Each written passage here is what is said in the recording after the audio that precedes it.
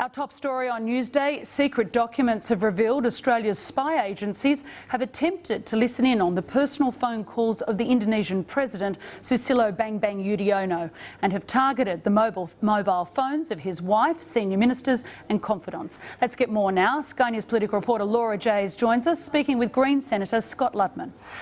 Thanks, Selena. This is breaking news out of Canberra. The Guardian Australia and the ABC have obtained documents released in 2009 by Edward Snowden. Now, Scott Ludlam joins me, the Greens communications spokesman.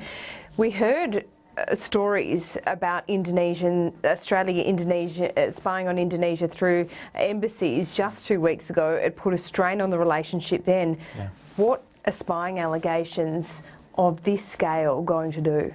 Well, it's a disaster. This technology is designed for spying on terror networks and organised crime cells and paedophile rings for national security purposes, for the really serious criminal activity. To discover that it's been deployed against the President and his inner circle of our nearest neighbour is a diplomatic disaster. What it tells us is that the security state is completely out of control. It's smashing up our diplomatic relationships.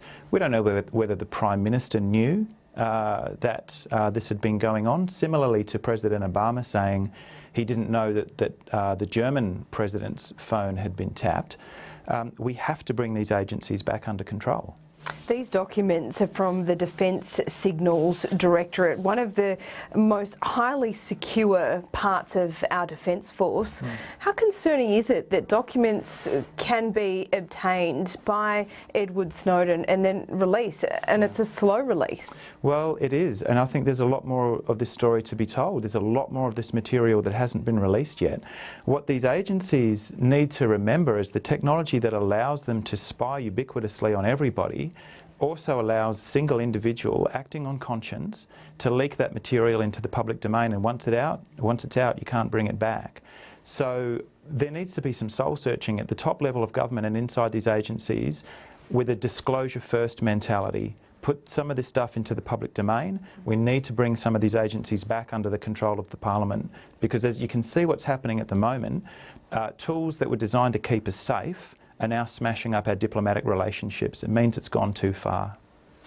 Looking at this story and where it will go from here, it's both sides of politics. Do you accept that? I mean, these documents released under the previous Labor government, but you don't think it's limited to just Kevin Rudd or Julia Gillard's Prime Ministership? It went far back beyond that. Certainly. So it goes back decades, and people have been using embassies for spycraft probably for as long as embassies have existed. So this is not something that just started happening yesterday. The problem I have, I suppose, is that these tools of indiscriminate surveillance are justified to the general population on the basis of national security, terrorism, organised crime, these sorts of things. And then we find they're being deployed against the entire population, people suspected of no crime at all, and also against the presidents or the leaders of our allies and our colleagues in the region. It's kind of insulting to tell somebody like the President of Indonesia that he's a security threat or a national security risk. How can and how should Tony Abbott handle things from here on in with Indonesia and a number of our other partners around the region who will now be asking questions? Start with full disclosure. So last week when the Senate was sitting, I put a motion through the chamber that a committee hold an inquiry into what is actually happening in our name and what these agencies are doing. Not to put all this national security information out into the open, but some basic information about the reach of these agencies and their reporting obligations. That motion was defeated by the government voting with the Labor Party.